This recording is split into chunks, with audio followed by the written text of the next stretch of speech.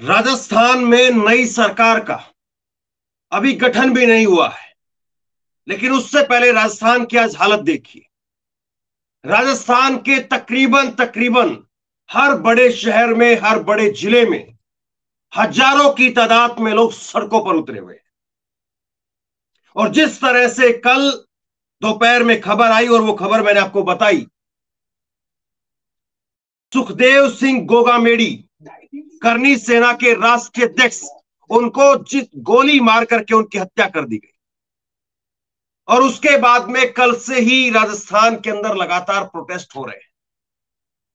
और आज ऐलान कर दिया गया है, रात को भी ऐलान हुआ, अभी भी, कि ना ही नए मुख्यमंत्री को शपथ लेने देंगे और ना ही प्रधानमंत्री कदम रख पाएंगे जब तक हमें न्याय नहीं मिलेगा, एनकाउंटर नहीं हो पाएगा। सुखदेव सिंह गोगामेडी हत्याकांड से जुड़े हुए 2 लोगों को पुलिस दावा कर रही है कि हमने गिरफ्तार कर लिया है, लेकिन बड़ी जानकारी जो आए लोगों को, जिससे तसल्ली हो, वो शायद अभी तक नहीं मिल पाई है, और इसीलिए लोगों का गुस्सा है। आज पूरे राजस्थान में बंद का ऐलान किया गया है। जयपुर के अंदर, राजस्थान की राजधानी जयपुर में, सुखदेव सिंह गोगामेडी, जो कि करनी सेना के राष्ट्रीय अध्यक्ष हैं, अगर कोई छुटभैया नेता के घर पर भी अगर उसके घर में घुस करके गोली मार करके हत्या कर दे तो अपने आप में सवाल खड़े होते हैं।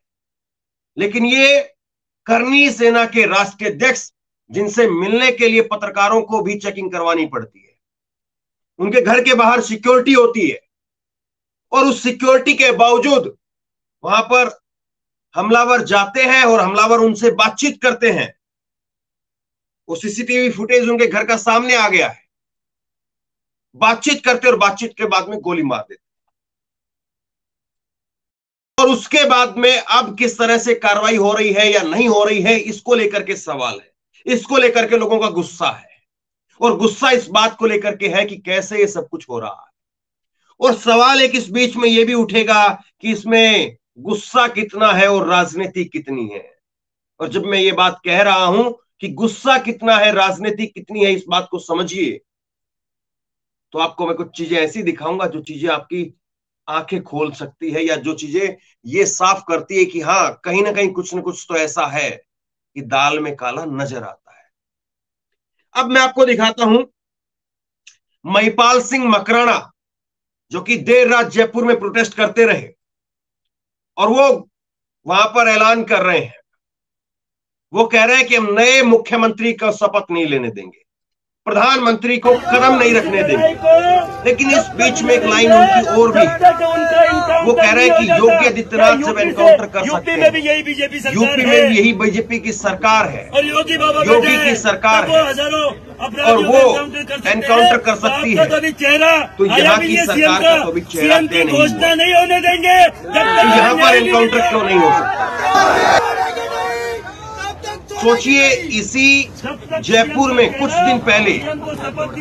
दिन पहले एक और इसी तरह से मर्डर हुआ था, मौत हुई थी, और उसको कैसे संभाला था। तब कन्हैयालाल के समय पर भी शायद इतनी बड़ी संख्या में लोग राजस्थान में सड़कों पर नहीं उतरे होंगे जितनी बड़ी संख्या में आज लोग सड़कों पर उतरे।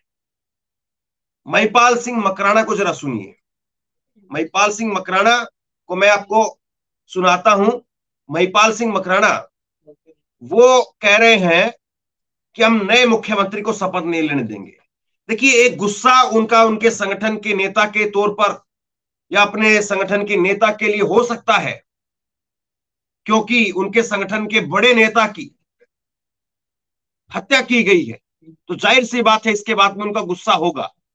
लेकिन वो जब ये बात कहते हैं कि यूपी में भी योगी की सरकार है और वो एनकाउंटर कर सकती है, तो यहाँ की सरकार का नया चेहरा भी तय नहीं हुआ है, वो एनकाउंटर क्यों नहीं करता है? तो इसमें साफ तौर पर यह झलकता है कि इस मामले में कहीं ना कहीं राजनीति भी इन्वॉल्व है। और राजनीति अब कांग्रेस की तरफ से तो तकरीबन ये मान करके चलिए कि खत्म हो चुकी है। सरकार गई, सत्ता गई, तो अब राजस्थान में कांग्रेस को लेकर के आप चाहे हमला बोलिए, चाहे उनको वाहवाही बोलिए, अब कोई फर्क उनको पड़ेगा नहीं। लेकिन बीजेपी के नेताओं की टेंशन बढ़ी हुई है। बीजेपी के नेताओं की टेंशन यह है कि करनी सेना के नाम पर जिस तरह से खास वर्ग का गुस्सा वो देखने को मिल रहा है, दिखाया जा रहा है, भड़काया जा रहा है, तो उसके पीछे कौन है? उसके पीछे कौन है? महिपाल सिंह मकराना को मैं आपको सुनाता हूं। उनका गुस्सा समझिए भी और सुनिए भी, दोनों चीजें करिए। समझना इसलिए जरूरी है क्योंकि आप अपने विवेक से काम ले पाए। जिस तरह के हालात हैं अभी राजस्थान के अंदर, और हजारों की तादाद में अलग अलग जिलों में लोग सड़कों पर उतरे हुए हैं, तो वो ये बताता है कि लोगों को समझना भी जरूरी है। कहीं ऐसा तो नहीं है कि लोगों को अपने राजनीतिक टूल के लिए इस्तेमाल किया जा रहा है। महिपाल सिंह मकराना को आप सुनिए जरा। कर सकते हैं तो आप इस लड़ाई को जब तक लड़ेंगे जब तक उनका इनकाउंटर नहीं हो जाता। क्या यूपी में भी यही बीजेपी सरकार है और योगी बाबा बैठे हैं, तब वो हजारों अपराधियों का इनकाउंटर कर सकते हैं। तो आपका तो अभी चेहरा आया भी नहीं है सीएम का। सीएम की घोषणा नहीं होने देंगे जब तक हमें न्याय नहीं मिलता। जब तक सीएम का चेहरा, सीएम को शपथ नहीं लेने देंगे जब तक हमें न्याय नहीं मिलता। क्या कहते हो? सही है कि नहीं है? अगर किसी की गलतफहमी हो कि यहाँ प्रधानमंत्री जी आएंगे शपथ पे तो हमें पूछ के आएंगे, हमें न्याय दिला के फिर यहाँ पे कदम रखेंगे, नहीं तो हम विरोध करेंगे कि नहीं? यहीं बैठे रहना है, यहीं बैठे रहना है। अभी मुझे कोई पूछ रहा था कितना लंबा आंदोलन होगा। आनंदपाल इनकाउंटर में जब 20 दिन का आंदोलन होता है तो हम 200 दिन भी बैठ के चाहे न्याय मिले, जब तक मिले तब तक हम बैठे रहेंगे और बाकायदा जिंदाबाद। अरे नहीं भाई, जिंदाबाद को समय को ना।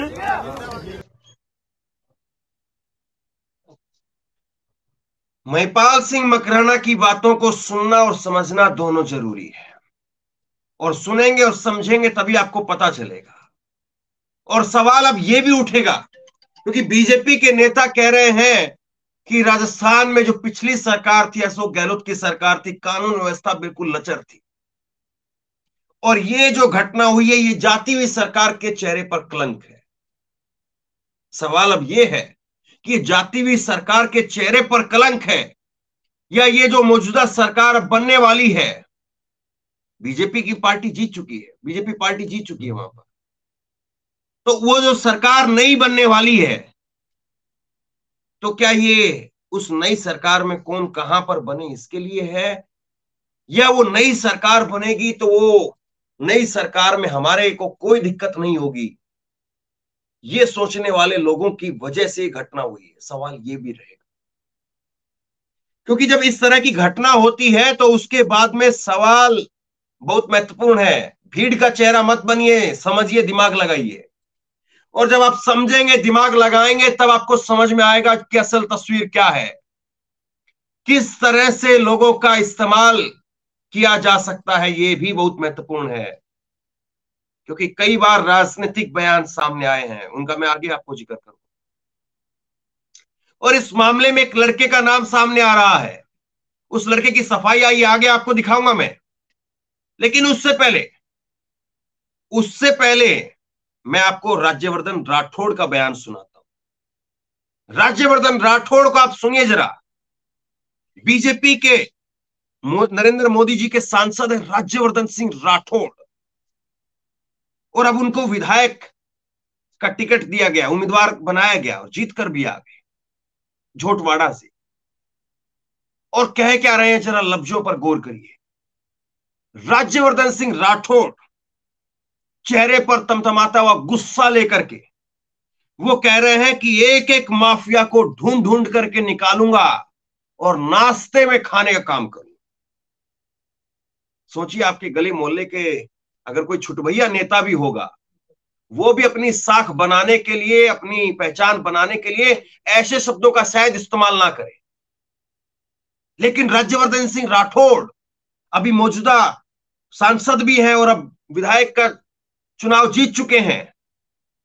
गुस्से में, तमतमाते गुस्से में वो कह रहे हैं कि एक एक माफिया को ढूंढ ढूंढ करके निकालूंगा और नाश्ते में खाने का काम करूंगा, ब्रेकफास्ट में एक एक माफिया को ब्रेकफास्ट में खाऊंगा।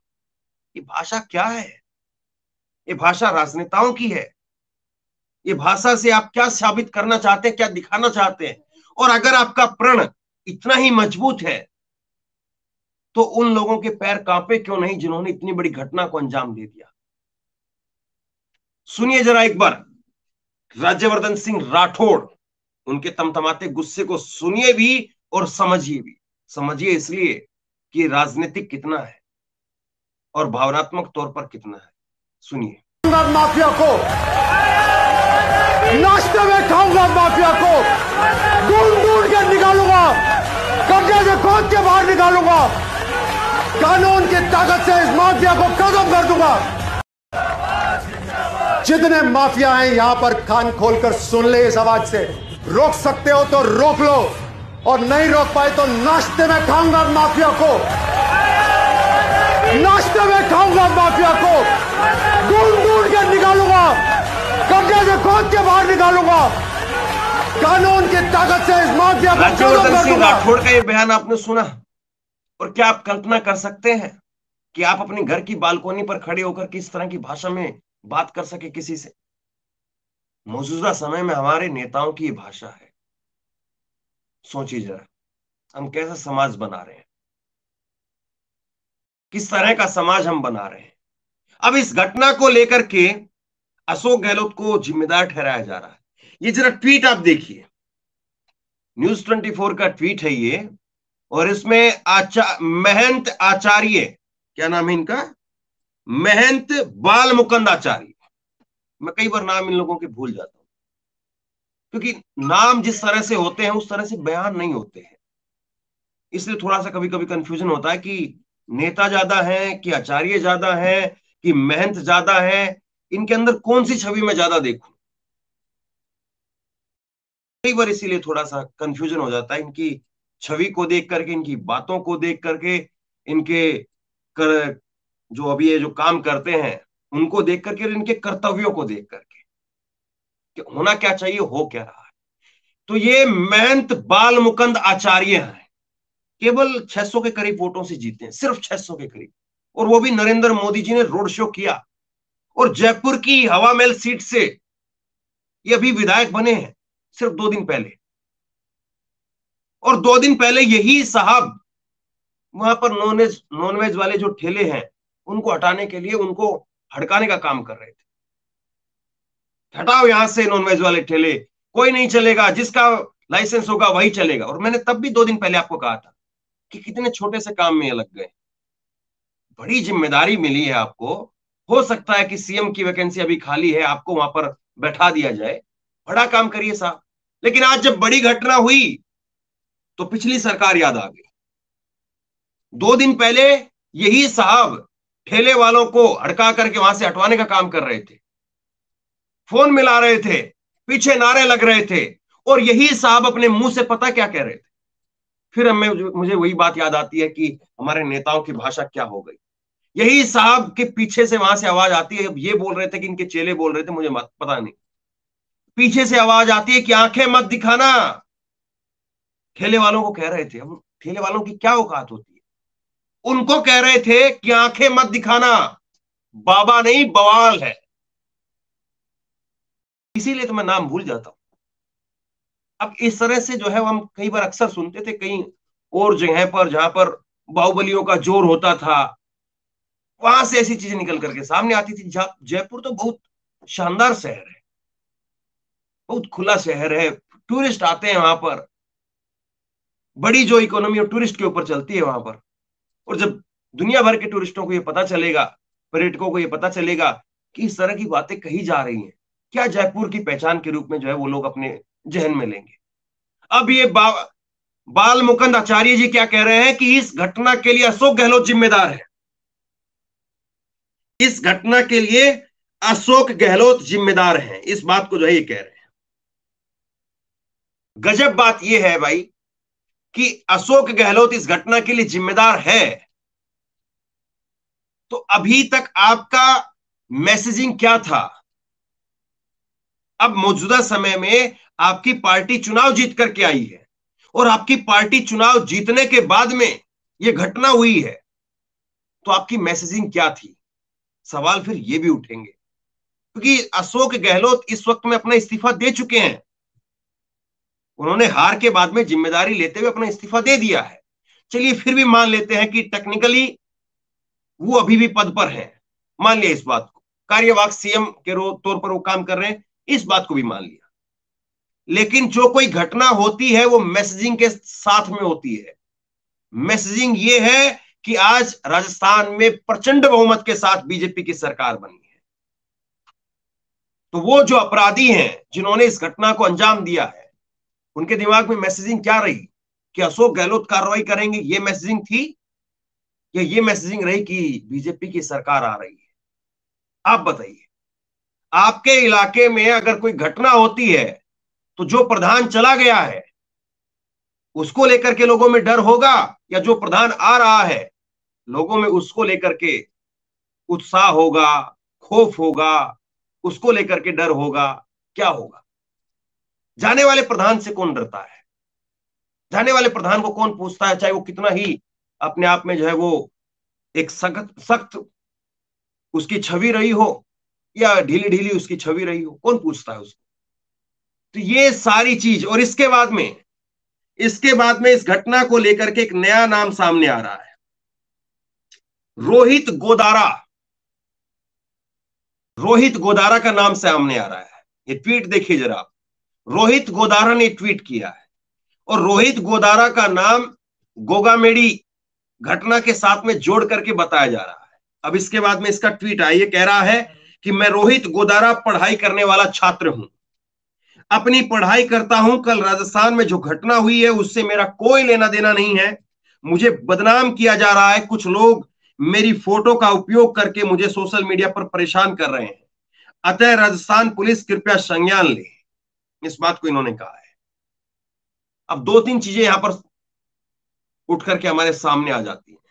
पहली बात तो ये कि रोहित गोदारा जो कह रहे हैं कि मैं पढ़ाई करने वाला छात्र हूं, तो क्या इनका परिचय केवल इतना ही है कि ये पढ़ाई करने वाले मामूली से छात्र हैं, या इनका परिचय कुछ और है? कुछ नेताओं के साथ इनकी फोटो आगे आपको दिखाता हूं मैं, इनकी बाइट भी है, वो भी सुनाऊंगा मैं आपको।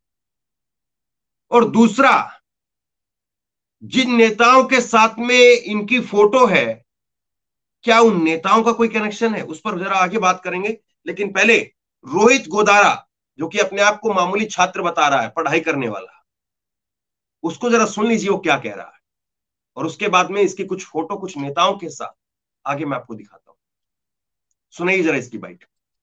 मैं रोहित गोदारा आम छात्र हूं, अपनी पढ़ाई करता हूं। कल जो राजस्थान में घटना घटित हुई उससे मेरा कोई लेना देना नहीं है। मुझे बिना मतलब ही बदनाम किया जा रहा है और मैं इन सब की वजह से परेशान हो चुका हूं। पुलिस से आग्रह करता हूं कि ये जो मेरे खिलाफ फेक न्यूज फैला रहे हैं इन पर कार्रवाई करें। मैं रोहित गोदारा को आपने सुना, बड़ी मासूम सी चेहरा लेकर के वो आए हैं, बहुत मासूम सा चेहरा, और कह रहे हैं कि मैं पढ़ाई करने वाला एक छात्र हूं, मुझे परेशान ना किया जाए, और मुझे मानसिक तौर पर बहुत परेशान किया जा रहा है, मेरा नाम जोड़ा जा रहा है। मैं भी मानता हूं कि कोई भी सामान्य छात्र होगा, अगर उसका नाम किसी घटनाक्रम में जोड़ दिया जाए तो जाहिर सी बात है वो परेशान होगा। हमारा आपका बच्चा होगा, हमारा आपका भाई होगा, हम आप होंगे तो हम भी परेशान हो जाएंगे, अगर हमारा कोई लेना देना नहीं है तो। और मैं अभी हमारे पास में कोई ऐसी चीजें सामने नहीं है, कोई ऐसे सबूत नहीं है कि हम ये कहें कि रोहित गोदारा का नाम इसमें है या नहीं है, इसलिए मैं इस पर आगे टिप्पणी इस चीज को लेकर के नहीं करूंगा। लेकिन इसके कुछ फोटो है, ये रोहित गोदारा के कुछ फोटो है, पूरी फोटो अपने आप में बहुत कुछ कहते हैं। जरा देखिए तो रोहित गोदारा किसके साथ खड़े हैं। ये रोहित गोदारा खड़े हैं राजस्थान में बीजेपी के कद्दावर नेता सतीश पूनिया जी के साथ। सतीश पूनिया कोई छोटा नाम नहीं है। सतीश पूनिया बीजेपी के राजस्थान के अध्यक्ष रह चुके हैं, उनके साथ में पर्सनल ये फोटो है। अब कोई कहे कि हो सकता है कि सतीश पूनिया जी ने इसने रिक्वेस्ट किया होगा कि साहब एक फोटो खिंचवा लीजिए, नेताओं के साथ हजारों लोग फोटो खिंचवाते हैं, तो ये बेमानी बात हो जाएगी कि सतीश पूनिया का नाम जोड़ दिया जाए। मैं भी कहता हूं सही बात, लेकिन अगला फोटो देखिए, अगला फोटो आप देखिए, और अगला फोटो जो है वो सतीश पूनिया के साथ में इस लड़के का, सतीश पूनिया की गाड़ी पर प्रचार के दौरान चढ़ा हुआ है। किसी नेता को प्रचार के दौरान, उसके रोड शो के दौरान माला पहनाना, हाथ मिलाना बहुत सामान्य सी बात है, लेकिन उसकी गाड़ी पर चढ़ करके विक्ट्री का सिंबल दिखाना, ये कौन व्यक्ति कर सकता है? ये वही व्यक्ति कर सकता है जो उस प्रोग्राम को हैंडल कर रहा हो। और मैं ये भी नहीं कहता हूं कि सतीश पूनिया का इसमें कोई नाम होगा, लेकिन कम से कम बीजेपी के नेताओं के नाम, बड़े बड़े नेताओं के नाम, या बड़े बड़े नेताओं के साथ में संबंध रखने वाले लोगों के नाम अगर सामने आ रहे हैं, तो फिर इस घटना में क्या सिर्फ और सिर्फ जो चीजें हो रही है वो महज संयोग के तहत हो रही है? इस घटना के बाद में आप देखिए कि राजस्थान में कौन कौन सा बीजेपी का नेता एक्टिव है। सोचिए जरा इस बात को। इस घटना के बाद में कौन कौन से वो नेता सबसे ज्यादा एक्टिव हैं। हालांकि मैं आपको आगे एक अलग से वीडियो बताऊंगा जिसमें टाइमलाइन के साथ आपको बताऊंगा, टाइमलाइन के साथ, कि कौन कौन सा नेता वो क्या क्या बयान दे रहा है, और कौन कौन से नेता का करणी सेना के साथ में क्या संबंध रहा है, और कौन कौन से नेता का सीएम पद के लिए नाम चल रहा है।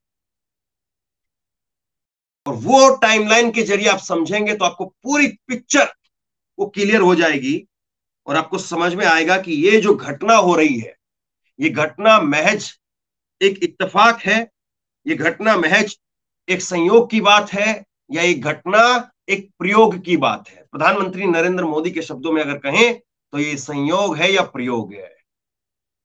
अगर ये प्रयोग है तो इससे गंदी राजनीति नहीं हो सकती है। कल पार्टी जीत करके आई है, और आज उस पार्टी के ऊपर संयोग और प्रयोग की जो धुरी जाकर के टिक रही है, जो सवालों की आखिरी कटघरे में जो खड़े हो रहे हैं, इससे घटिया राजनीति और कुछ नहीं हो सकती है। हेलो, अशोक गहलोत की सरकार, और एक वीडियो में आपको चलते चलते और सुनाता हूं, जो बात कही जा रही कि अशोक गहलोत की सरकार जिम्मेदार है, अशोक गहलोत जिम्मेदार है, अशोक गहलोत ने ये, अशोक गहलोत ने वो, जो तमाम तरह की बातें कही जा रही है। जिस गोगा मेडी की हत्या कल की गई है, यही गोगा मेडी अशोक गहलोत के लिए किन शब्दों का प्रयोग करते हुए अशोक गहलोत की दिल खोल करके प्रशंसा कर रहे हैं। दिल खोल करके वो कह रहे हैं कि करणी सेना राजपूतों की बंदूक से निकली हुई गोली वापस नहीं आती, उसी तरह से अशोक गहलोत जो एक बार बोल देते हैं उसको पूरा करते हैं। अशोक गहलोत के नाम पर यहां पर कांग्रेस का माहौल है, कांग्रेस का नहीं, अशोक गहलोत का माहौल है। ये कौन कह रहे हैं? ये कह रहे हैं यही गोगा मेडी, सुखदेव सिंह गोगा मेडी, जिसको लेकर के कहा जा रहा है। सुनिए जरा एक बार, सुखदेव सिंह गोगा मेडी अशोक कांग्रेस को गहलोत सम्मानित थोड़ी करे। राजस्थान के अंदर कांग्रेस से ज्यादा गहलोत साहब को मानने वाले लोग हैं, कांग्रेस को मानने वाले कम हैं। पर्सनल गहलोत साहब को हम भी मानते हैं, और गहलोत साहब जो कहते हैं जुबान से वो करते हैं। जैसे करनी सेना जो बंदूक होती है ना, जैसे राइफल होती है, राइफल की गोली और करनी सेना की बोली कभी वापस नहीं आती। इसी तरह गहलोत साहब भी जो बोली बोल देते हैं, जो वचन दे देते हैं, उस पर कायम रहते हैं। इसलिए आज गहलोत साहब राजस्थान। सुना आपने? अब आप बताइए, अब आप इसको क्या कहेंगे? मैं तो आपके सामने खुली तस्वीर रख रहा हूं, खुली तस्वीर रख रहा हूं, और इस तस्वीर से किसको फायदा हो सकता है, किसका नाम जो है वो ऊपर लिस्ट में जा सकता है और किसका नाम लिस्ट से नीचे आ सकता है, अंदाजा लगा लीजिए। राजनीति को लेकर के इसी तरह से बातें नहीं कही जाती। राजनीति को लेकर के कहा जाता है कि राजनीति जो ना कराए वो कम है, राजनीति में जो ना हो वो कम है।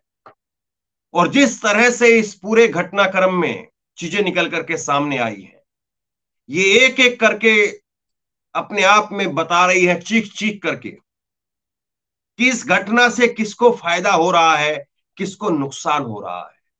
लेकिन अभी भी मैं कहूंगा कि आखिरी नतीजे पर पहुंचने में जल्दबाजी होगी, इसलिए मैं आपको इंतजार करिए। आप लोग, एक और वीडियो में आपको बताने वाला हूं, उस वीडियो में टाइमलाइन के साथ मैं कुछ चीजें बताऊंगा, टाइमलाइन के साथ, और मैं आपको बताऊंगा कि किस तरह से किस किस नेता का क्या क्या बयान है और कौन नेता के बयानों की क्या क्या क्रोनोलॉजी है।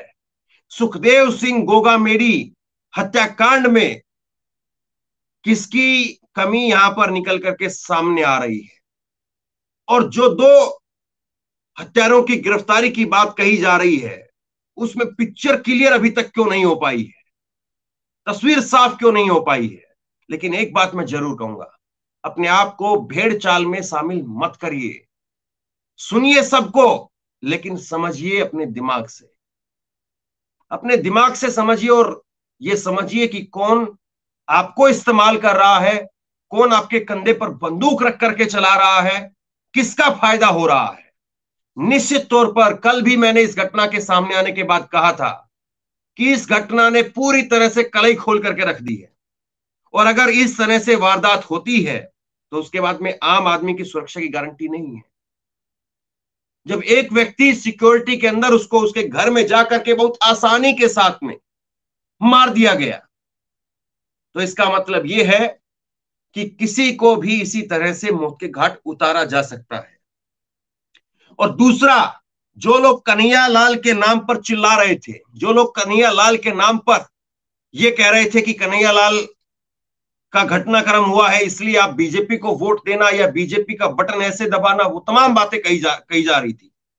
आप खुद आज कंपैरिजन कर लीजिए, तुलना कर लीजिए कि कन्हैया लाल का इंसिडेंट वो ज्यादा गंभीर था या सुखदेव सिंह गोगामेडी का इंसिडेंट ज्यादा गंभीर है। एक मामूली से दुकानदार को, एक मामूली से दर्जी को उसकी दुकान में जाकर के धोखे से मार देना वो बड़ी बात है, या एक संगठन के राष्ट्रीय अध्यक्ष को उसके घर में जाकर के, जब वो सिक्योरिटी के अंदर मौजूद है, वहां पर उसके घर में बैठ करके आसानी से उसको मार देना, वो ज्यादा बड़ा घटनाक्रम है।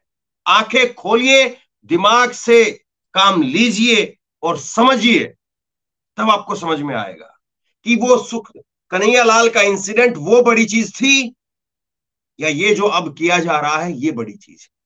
तब आपको समझ में आएगा, और तब आपको समझ में आएगा कि उस घटना को लेकर के किस तरह से राजनीति की गई, उस घटना को लेकर के किस तरह से फायदा लेने की कोशिश हुई और फायदा लिया भी गया। लेकिन इस घटना को किस एंगल के साथ में पेश किया जा रहा है, इस घटना को कैसे पेश किया जा रहा है, इस बात को जरा समझिए। और जब ये आप ये बात समझेंगे तो फिर जो है वो आपको बहुत सारी चीजें क्लियर हो जाएंगी। बहरहाल, आप 14,000 लोग हमारे साथ में इस खबर पर एक साथ जुड़े, 14,000 लोग एक साथ इस खबर को आप लोग देख रहे हैं। ये आप लोगों का प्यार है, आप लोगों का विश्वास है कि हम जो खबर बताएंगे वो भड़काने वाली नहीं होगी, हम जो खबर बताएंगे वो तह तक जाने वाली होगी, और तह तक जा करके तस्वीरों को, खबरों को निकाल कर आप तक पहुंचाने वाली होगी। बहुत बहुत शुक्रिया आप सब लोगों का। एक रिक्वेस्ट है आप लोगों से कि 14,000 लोग जो अभी देख रहे हैं वो सब लोग चैनल को सब्सक्राइब करके जाइए। अगर आप यूट्यूब पर देख रहे हैं तो चैनल को सब्सक्राइब कर लीजिए, बेल आइकन को दबा दीजिए ताकि अगली जो भी वीडियो निकल करके सामने आए वो आप तक सबसे पहले पहुंच जाए, उसकी नोटिफिकेशन सबसे पहले पहुंच जाए। जैसे ही मैं लाइव आऊं तो सबसे पहले आपको पता चल जाए। और अगर फेसबुक पर आप ये वीडियो देख रहे हैं अभी लाइव, तो फेसबुक पर हमारे पेज को लाइक करके जाइए, फॉलो करके जाइए, और इस वीडियो को फेसबुक और यूट्यूब दोनों जगह पर अलग अलग व्हाट्सएप ग्रुप में इस वीडियो का लिंक शेयर करिए। बहुत बहुत धन्यवाद।